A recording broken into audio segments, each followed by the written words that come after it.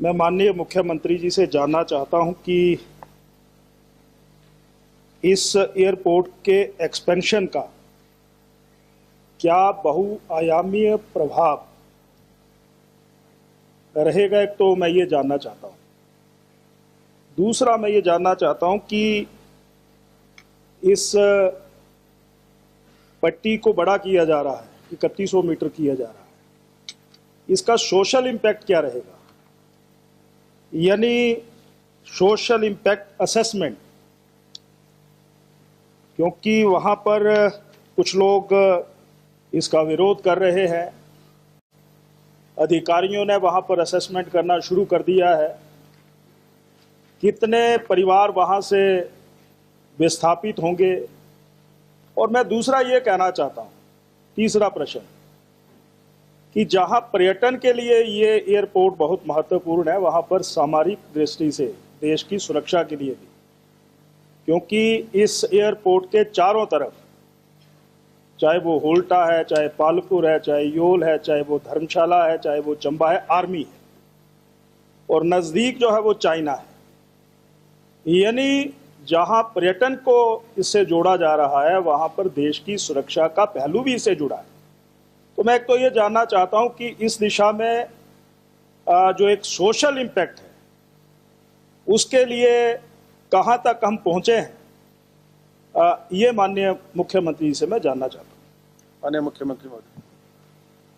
माननीय अध्यक्ष महोदय, माननीय सदस्य ने जो पूछा है, इसमें कोई दो राय नहीं है कि देश की सुरक्षा की दृष्टिकोण भी इस एयरपोर्ट का विस्तार करना महत्वपूर्ण है।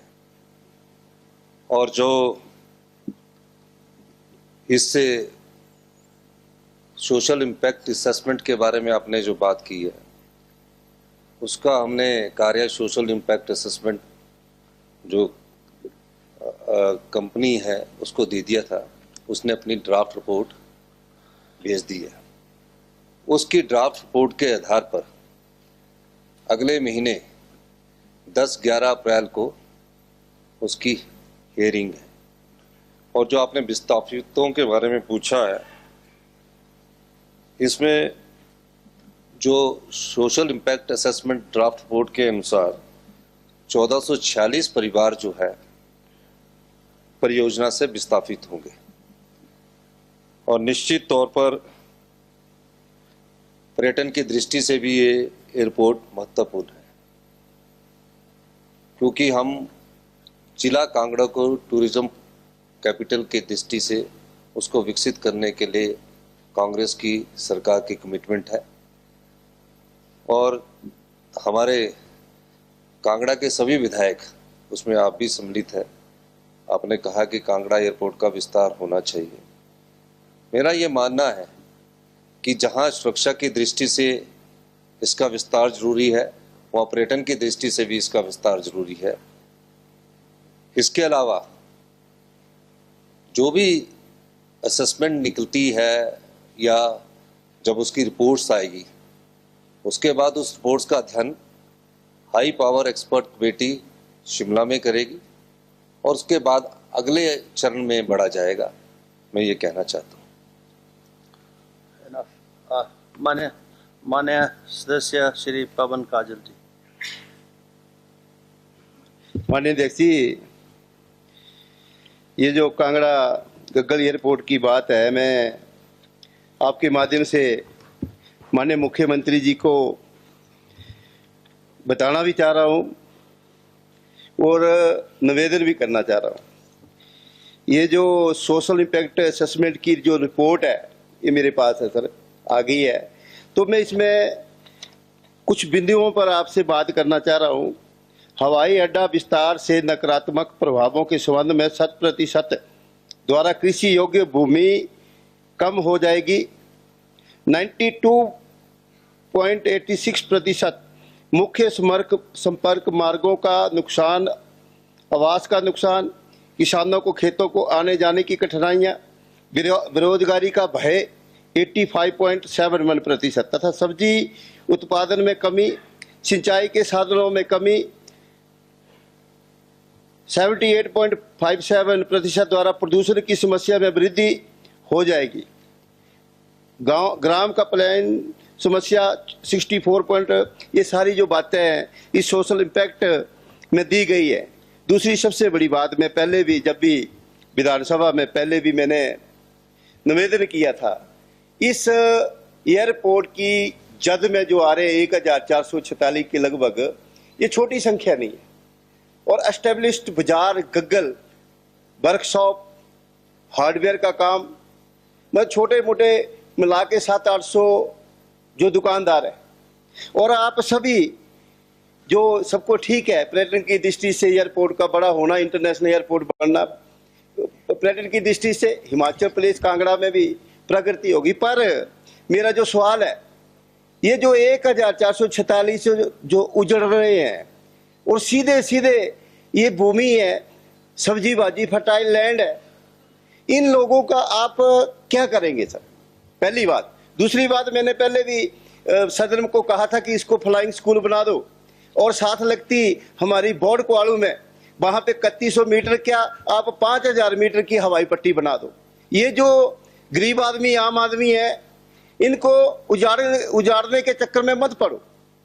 ये अगर आप जबरदस्ती करोगे तो आने वाले टाइम में ये जेल भरो आंदोलन भी हो सकता है।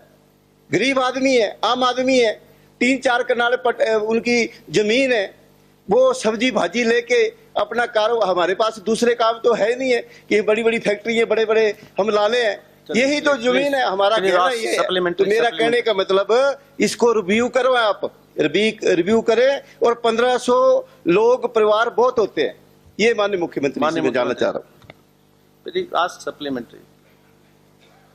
माननीय अध्यक्ष महोदय, मैं आपका पूरा प्रश्न जो आप कह रहे थे, मैं दोबारा से जानना चाहता हूं कि क्या कांगड़ा एयरपोर्ट का विस्तार करना चाहिए कि नहीं करना चाहिए। मेरा ये मानना है कि अगर आप उसमें स्पष्टीकरण देते तो मैं कुछ और चीजें इनको बोलता हूं। चलिए फिर मुख्यमंत्री जी, स्पेसिफिकली कि क्या आपका चुनाव क्षेत्र है, आप जो है whether you are interested this airport, अगर इतने लोग सर, इतने लोग वहां पे 1446 लोग जो उजड़ रहे हैं, तो उसको कैसे उजड़ना दिया जाए? इसका और ऑप्शन मैं बता रहा हूँ, बोर्ड क्वालू के साथ वैसे भी टूरिज्म दृष्टि से आप जिला कांगड़ा को तवज्जो दे रहे हैं, तो दूसरी जगह हम बना सकते हैं। चलिए यहाँ पे कुछ और बना। माननीय मुख्यमंत्री महोदय। माननीय अध्यक्ष महोदय, माननीय सदस्य ने जो बात कही है, इन्होंने ना हाँ में उत्तर दिया ना में उत्तर दिया। ठीक बात है, इनकी जो चिंता है वो विस्थापितों से संबंधित है, और हमारी सरकार की ये कमिटमेंट है कि जो विस्थापित होंगे, जो हमारी पॉलिसी है, क्योंकि हर जगह ये शुरू में विरोध होता है। 14 में से 10 गांव ने कांगड़ा एयरपोर्ट बनाने के लिए हामी भरी। वो आपके पास सोशल इम्पैक्ट असेसमेंट रिपोर्ट भी है। जो 4 गांव है उसमें से भी तकरीबन काफ़ी लोगों ने उसमें हामी भरी है, और काफ़ी लोग वहाँ काफ़ी समय से दुकानदार या छोटे दुकानदार रह रहे हैं, कुछ एक सरकारी जगह पर भी रह रहे हैं। मेरा ये मानना है कि हमारी सरकार इस बार में विस्थापितों के लिए कोई योजना लेकर आने वाले समय में आएगी। हम किसी भी परिवार को विस्थापित नहीं करना चाहते, उन्हें समय अनुसार मुआवजा दिया जाएगा, और जहां उचित ढंग से उनसे बातचीत करके जो भी सेटलमेंट किया है, जो आपकी चिंता है, उसको हम करेंगे। ये हमारी सरकार की कटिबद्धता है। अभी हमारे को सुरक्षा की और पर्यटन की दृष्टि से इसमें आगे बढ़ना है, और जो भी परिवार विस्थापित होगा, कई जगह हमने कई योजनाएं लाई है, इसमें किसी घर को हमने विस्थापित होने नहीं दिया। इस संदर्भ में जो भी परिवार कांगड़ा से संबंधित हो, या माननीय पूर्व मुख्यमंत्री जी भी इस मंच पर जब मैंने सवाल पूछा था, मंडी के बारे में भी बोला था, उनको हम मुआवजा भी देते हैं और समझौता भी करते हैं। कई जगह समझौता होता है, वो कहते हैं कि हमें जमीन के बदले जमीन दे दो, हमें दुकान के बदले दुकान दे दो, तो उस दृष्टिकोण से हमारी सरकार कार्य करेगी। मैं आपको आश्वासन देना चाहता हूं कि ऐसा कोई भी कार्य हमारी सरकार नहीं करेगी जहां किसी गरीब के घर को उजड़ने की नौबत आए। बहुत बहुत धन्यवाद। It's a blanket assurance from the Honorable Chief Minister now. The government, he has already assured the people will be rehabilitated and nobody will be. Parmar sir, मान्य सदस्य।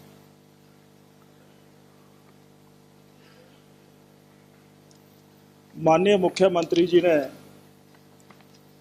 इस एयरपोर्ट का विस्तार में उत्तर दिया है।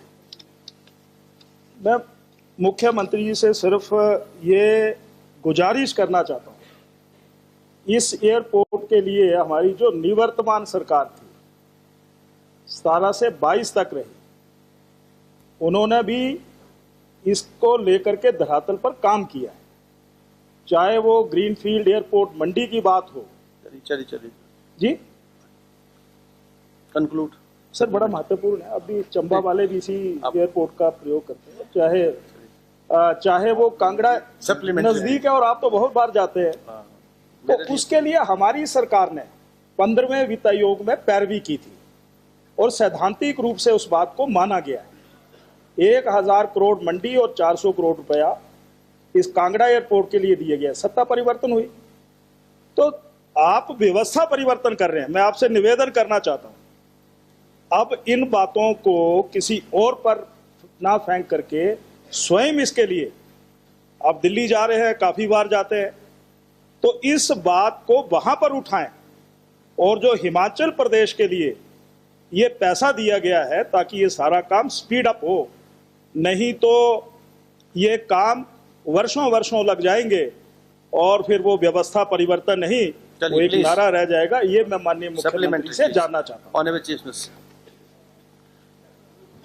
माननीय अध्यक्ष महोदय, मैं माननीय सदस्य की चिंता से अवगत हूं और सही मायने में चिंता होनी भी चाहिए, क्योंकि 75 साल में हम कोई एक ऐसा बड़ा एयरपोर्ट नहीं हिमाचल प्रदेश में नहीं बना सके।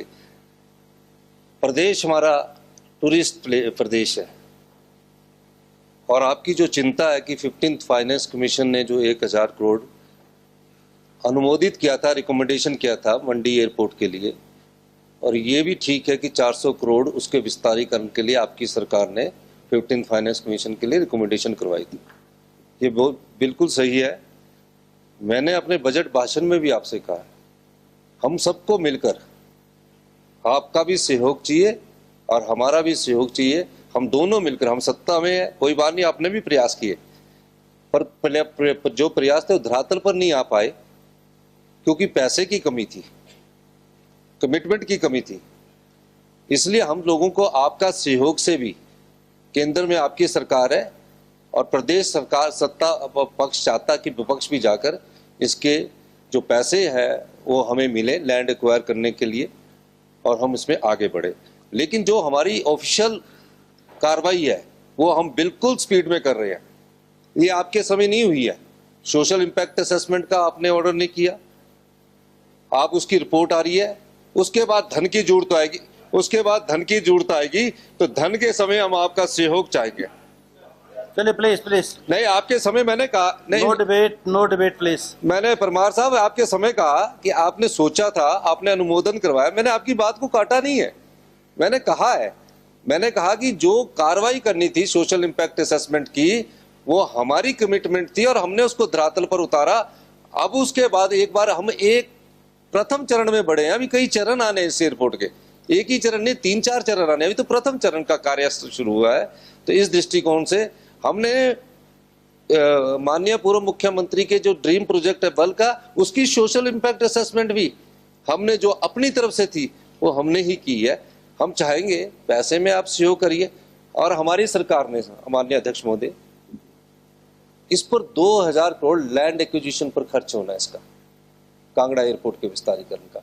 पिछले ही कल मैंने बताया 8000 करोड़ रुपया बल का होना है। मैं माननीय पूर्व मुख्यमंत्री जी से भी और अपने सभी सदस्यों से भी चाहूँगा कि हम इसमें इकट्ठे मिलकर दिल्ली भी चलेंगे और चाहेंगे कि हम प्रदेश के हित में फाइनेंस कमीशन से भी मिले और उनसे धन का भी हम अनुमोदन करें कुछ। बहुत बहुत धन्यवाद। There is no question, no exhaustive reply from the Honorable Chief Minister. Please, there is exhaustive reply. 10,000 crore will be disbursed to the people of Himachal Pradesh. Next question, please. 188.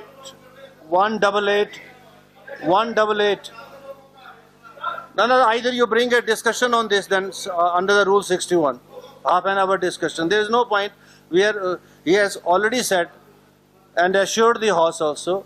So we can't continue with a single question. I have to take up other questions also. Honorable member have given the questions also. And in any case, if you are not satisfied, you can bring the discussion under Rule 61. Enough now, please. Please. Supplementary, please. अध्यक्ष महोदय, ये प्रश्न बहुत महत्वपूर्ण प्रश्न है और प्रदेश में कनेक्टिविटी इंप्रूव हो, ये हमारा फोकस रहा है बहुत ज़्यादा पिछली गवर्नमेंट में भी, और मुझे इस बात की खुशी है कि वर्तमान गवर्नमेंट में भी माननीय मुख्यमंत्री जी इस पर बार बार बात कह रहे हैं। अपने धर्मशाला को टूरिज्म कैपिटल के नाते बात कही है, तो स्वाभाविक रूप से अगर टूरिज्म कैपिटल के नाते अगर धर्मशाला को कहते तो एडिशन क्या करेंगे? सबसे इंपॉर्टेंट, सबसे पहली अगर वहां जरूरत है वो है कनेक्टिविटी की।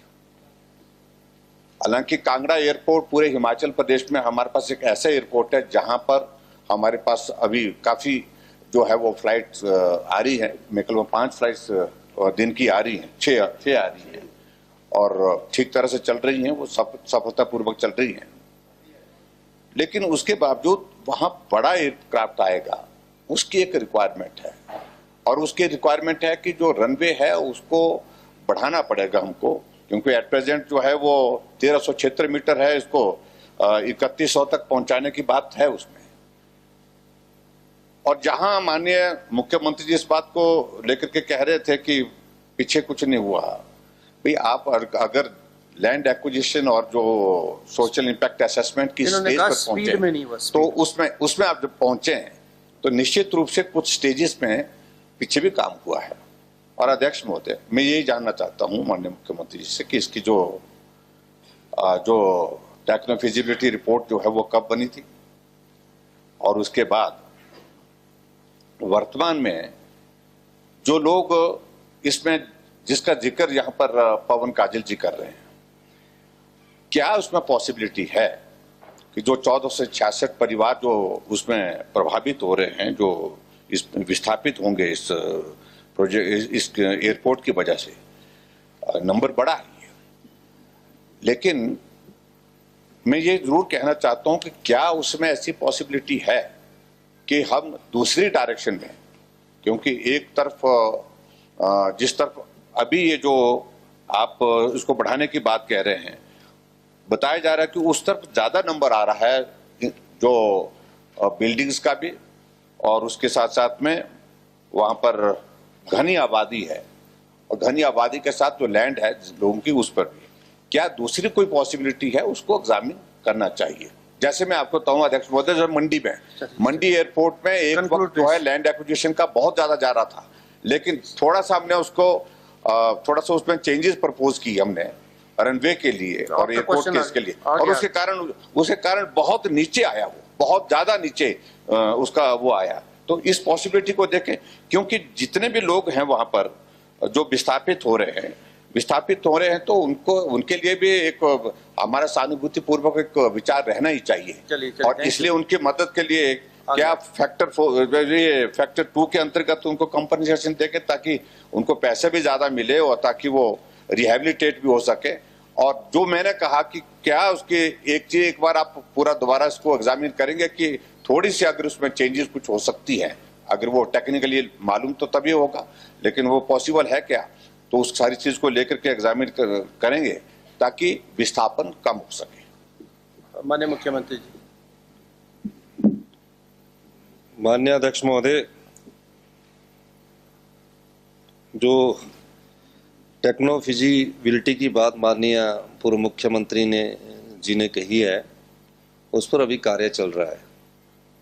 और जो इन्होंने दूसरा कंसर्न किया है अल्टरनेट, उसमें क्योंकि मैं ये बात आपको कह चुका हूँ कि 14 में से जो 10 गांव हैं वो स्वीकार कर रहे हैं, कुछ सरकारी जगह है, और जहाँ आपकी जो कंसर्न है कि जो विस्थापित होंगे उनके लिए क्या योजना लेके आनी है, उस समय के अनुसार, परिस्थितियों के अनुसार हम फैसला लेंगे।